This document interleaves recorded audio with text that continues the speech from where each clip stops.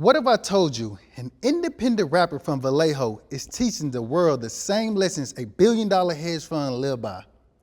La Russell is redefining ownership, turning his backyard into the new concert venue. No record label, no middleman, just community, equity, and slaps. He built his own stage, placed his own value, and let his fans buy equity in his music. That's just not hip hop, that's economic revolution.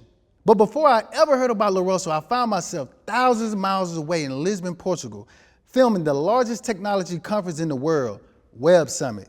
70,000 people, the inventors, billionaires, and dreamers who built the internet. And somewhere between the Portugal castles, I met the man that they called the Godfather of Wall Street, Ray Dalio, founder of Bridgewater Associates, a $124 billion hedge fund built on principles, ownership, and equity. And here's where it all clicks. The same principles that built Bridgewater are the same ones La Russells live by in Vallejo. Hedge funds, backyard concerts, equity is all the same. And I'm about to show you how. Hedge fund. Man, trying to teach these people about hedge funds, man. Yo, in Vallejo, at the Pergola. We're live at the Pergola. You heard? What comes to you when you hear hedge funds? Not much. Enlighten me. For sure. I'm gonna break it down to you. So hedge funds, they basically pull billions of capital together, primarily through three ways. Institutional capital, such as large companies, governments, and even wealthy families. For example, your music career, you pull together millions of dollars through streaming revenue, live concert ticket sales, as well as merch. So a lot of people don't even understand that like Wall Street is more connected to hip hop than most people know. How so? Well, see, with Good Company, you created this innovative strategy that allowed people to invest in equitable shares in your music. What other company has that you know of has allowed fans to do that? None. So tell me about how did that come up? Because that is your unique business perspective in the music game. Man, we ain't had no VC money. We just had GC money. You hear me? One day I was really just sitting, and I thought it would be a dope idea I wanted to have equity in all the artists I found early, and it was a specific person. It was LaMelo Ball, which is crazy. He was coming out of college, out of the league, coming into the league, and I was like, man, it would be dope if I could invest in like his success because I thought he was dope. And in that idea, I was like, man, people need to be able to invest in artists on their way up because I found so many artists early that I feel like, I drove thousands of plays early and I didn't have a way to really, really propel them and invest in their success. So I created one. Gotcha. GC money, you ain't have VC money, that's dope. You hear me?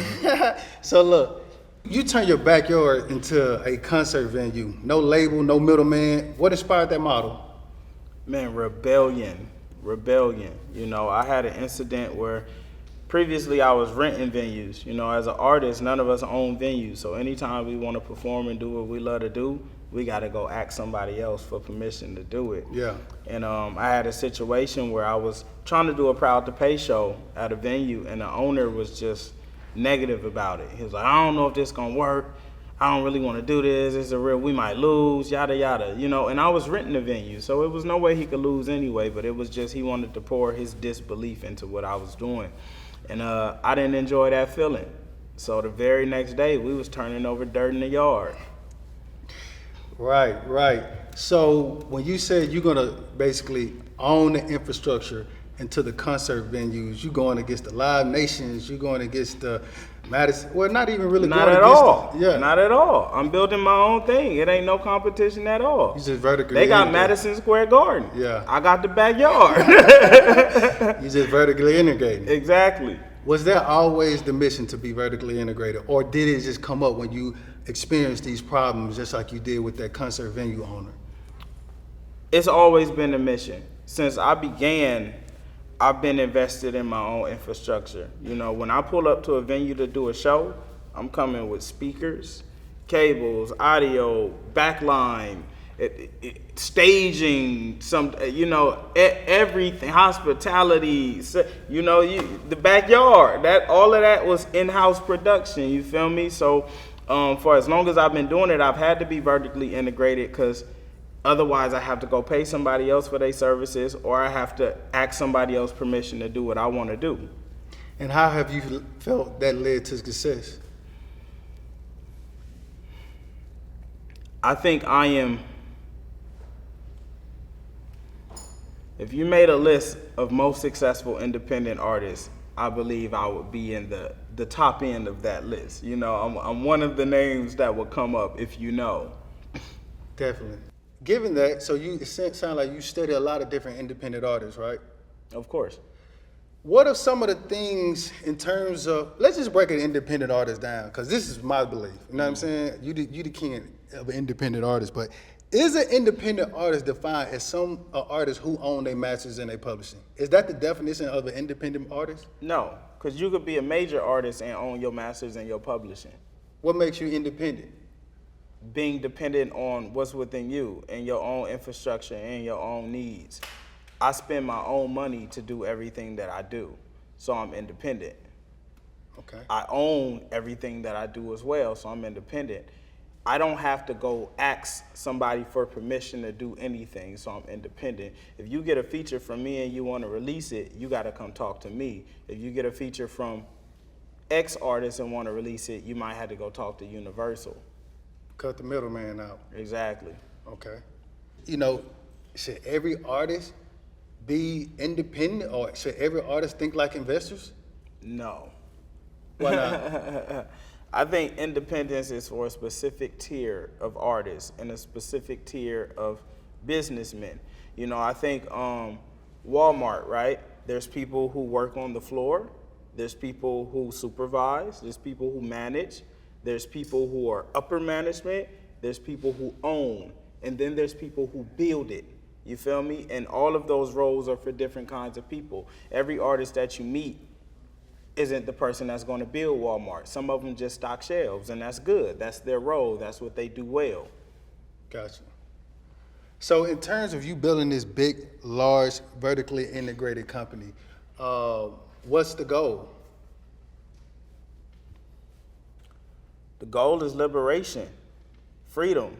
You know, we niggas with our own horses. Yeah. You know, we get to navigate the land as we please and as we wish. And me being free allows me to go free other artists and other people and my homies. You know, my homies work with me and for me. They don't have jobs. They get to dedicate their life to a dream that's larger than a 9-to-5 for them. Yeah. So look, a lot of even the hedge funds, you know, one of their primary jobs is selling, while these governments and these large companies should invest with them. So a lot of it is community, they're building relationships. Yeah. You, on the other hand, has took community to the whole new level. You know what I mean? Like, I'd have been to the backyard and, you know, it's people, what surprised me, I seen 9-month-olds to 75-year-olds. Yeah. Loving it, all of them saying the words, singing, crying, laughing, you know, experience every emotion. So talk about, you know, your love for community and how you have merged that into the business world. I took community back to my roots. You know, I never left the community I experienced when I was a child.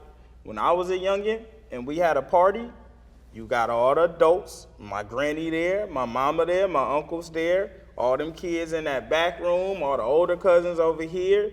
That never changed. When we go to the family reunion and to the park and the party, it's the same thing. And society kind of abandoned that aspect of community. I used to be able to go outside and my neighbors' kids I would play with, and they would look after me too. I could go over to their house and spend the whole day there, and my parents knew I was taken care of and somebody cared. You feel me? And that's all I'm reestablishing is that community. These little homies and these little kids have a place that's safe and sanctioned, and their parents know that they good here, you feel me, because we all one. And I've incorporated that into business because these are the people who help propel me, so it's the people that should benefit from the success. Back in 2018, I was working as a cinematographer at Cheddar Business News. Dream job. Traveling the world, filming interviews with the biggest minds in business. One day, my manager pulled me to her side and said, "You want to go to Portugal to film some live interviews at Web Summit?" I turned straight to him and I said, "Hell yeah." Portugal was unreal. The architecture, the culture, even the castles we visited. But that's another story. What we came here for was Web Summit, and Web Summit was a beast. But stay to the end, because the story doesn't just end in Portugal. It leads to New York, Yonkers to be exact, and a rapper who ruled the world in 1998 with 2 platinum albums, both debuting at #1 on Billboard 200, and led him to perform at Woodstock in front of 200,000 fans.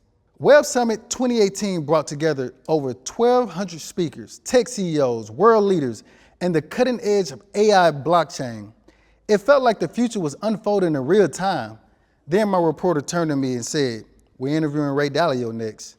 At the time, I didn't even know who Ray Dalio was. Ray is the founder of Bridgewater Associates, managing over $124 billion in assets. He wrote Principles, a book that reshaped how business leaders think. On Wall Street, he's the godfather of economic forecasting.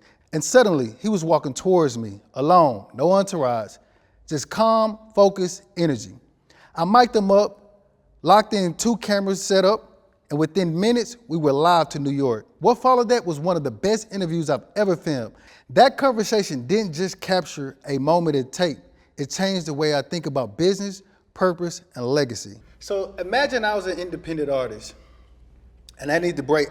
You are. That's love. Yeah. So if you had to take 4 fundamentals of the way that you've seen success in your independent music career, what would be? So you got merch, you got live ticket sales, you have streaming, one more, gold card memberships. Yeah. So I know you mentor a lot of different other artists. Is this the blueprint you giving? Because this is your flavor. Or do you have like a fundamental that you saying, okay, you need to have X, Y, Z, and execute? I think those 4 are the easiest to obtain. Exclude gold cards though. We're gonna say masters from streaming, publishing, merchandise, live events. Those 4 are core for every artist. Every artist that starts and begins could have those and establish and build their brand on just those 4 pillars alone. Like you can go all the way to the top and never do anything else.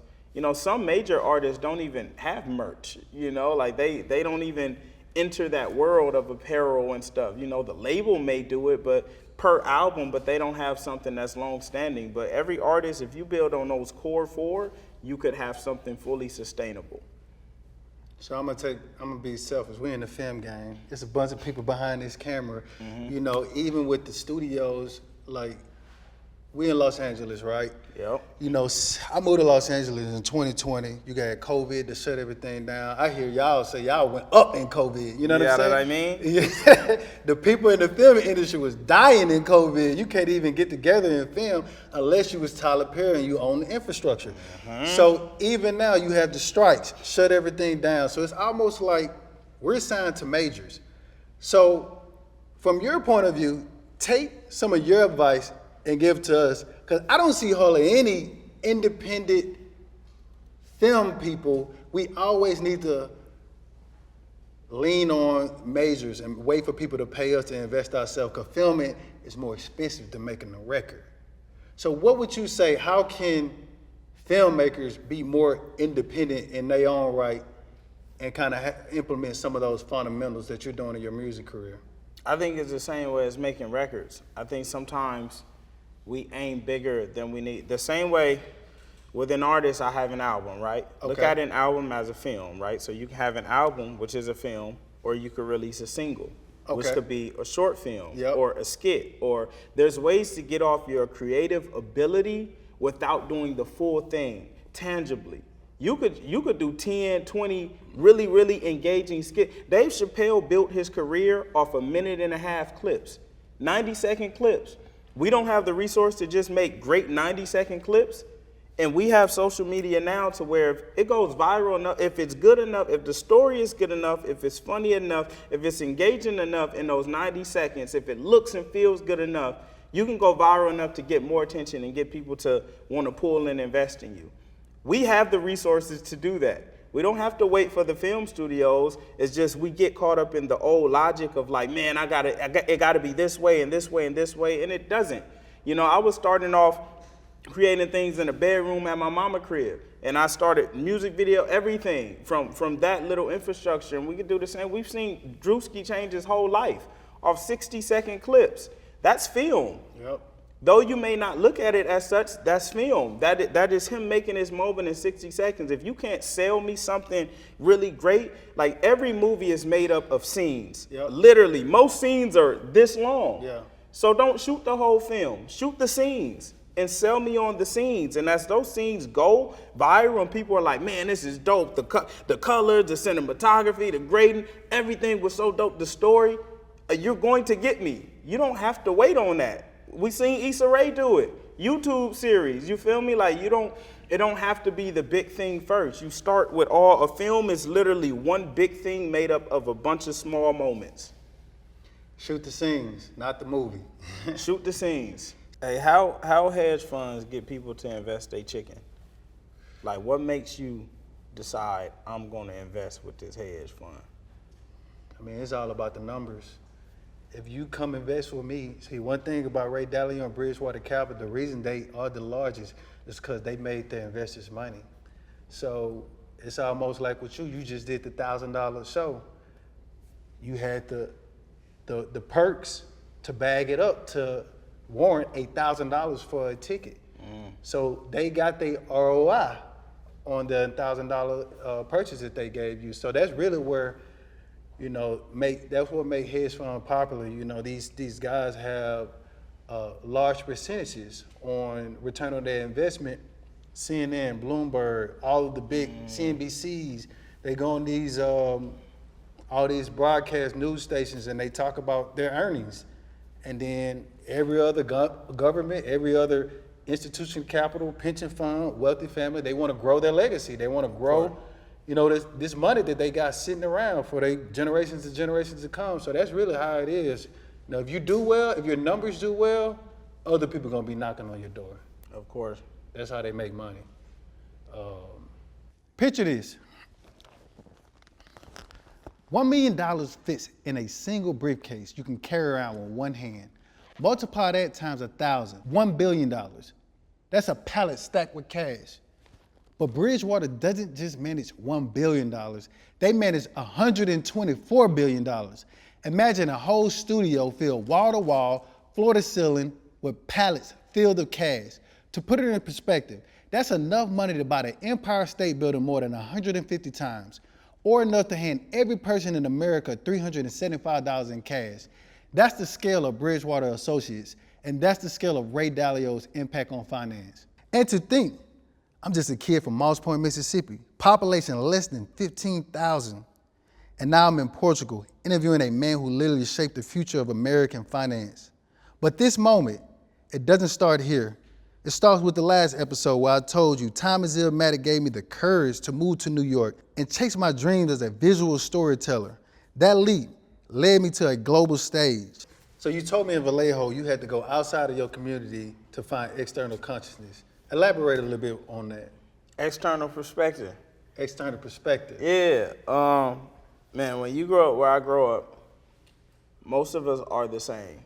Like we all have the same experiences, we all know the same stuff, we know the same people. So our collective consciousness is like very similar. You feel me? The education is similar.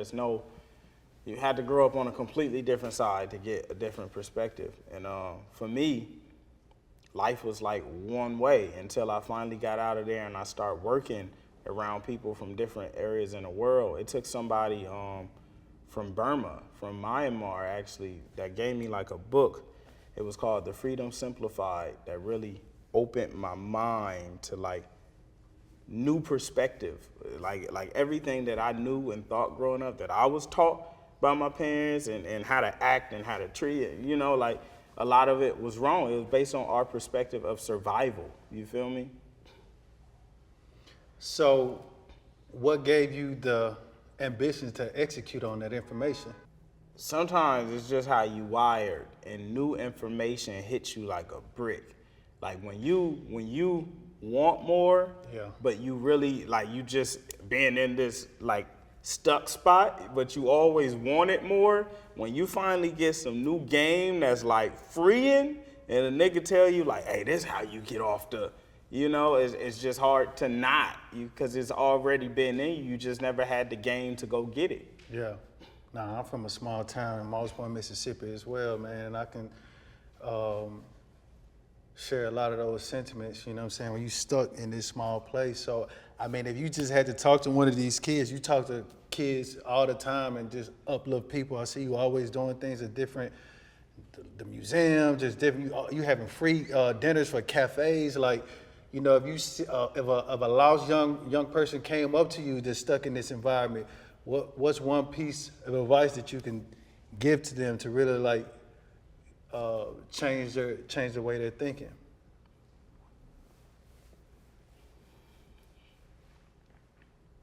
It really depends on how far gone they are. Yeah. You know, I'm really big on not saying but showing. Like, what I do for the little homies is give them experience. Show them that there's something different, there's a new possibility. It ain't really much to say when somebody in a certain predicament. Nobody really care what you got to say, because I got to go home to it. You can say all you want, but I got to go home to it. But when you show them new experience and a new life and a new way to be treated, that's really what counts for it. So for us, me being present at home and being able to pull some of them and be like, hey, ride with me real quick. And they get in them black trucks and they go see experience, and they get to go to shows, and they see what's possible and what's tangible. That's what changes their perspective. Man, LaRosa, if you stopped today, you would already be a cemented revolutionary in hip hop. So what's on the horizon for you? We building Disneyland. You hear me? Man, we building Disneyland. Like, I'm really, I'm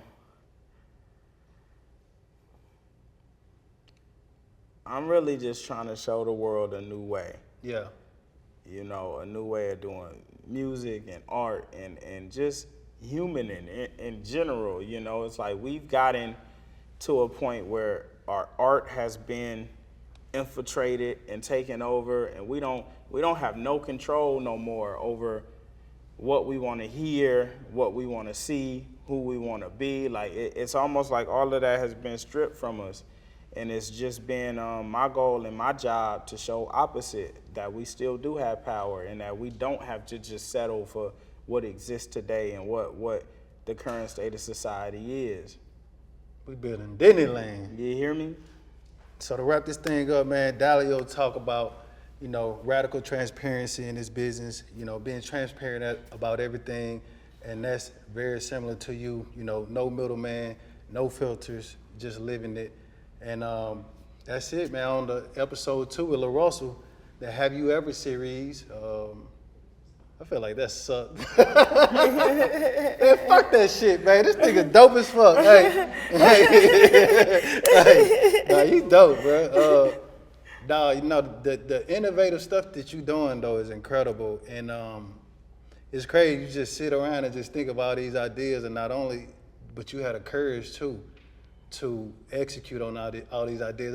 I seen on your Instagram, you was like, you had scheduled to post about the $1,000, you forgot about it. Right. And then you put that shit out, you was like, oh, I gotta do it now. You ain't Gotta have a move on website. it. We didn't have the event set up, nothing. Nothing was ready. You feel me? But that's the ability to take action and move when something moves. And that's the power of independence. Some artists can't move when it's time to move because they got to go ask this person if it's good, and then they got to say, can you clear my budget? Can you give me the check?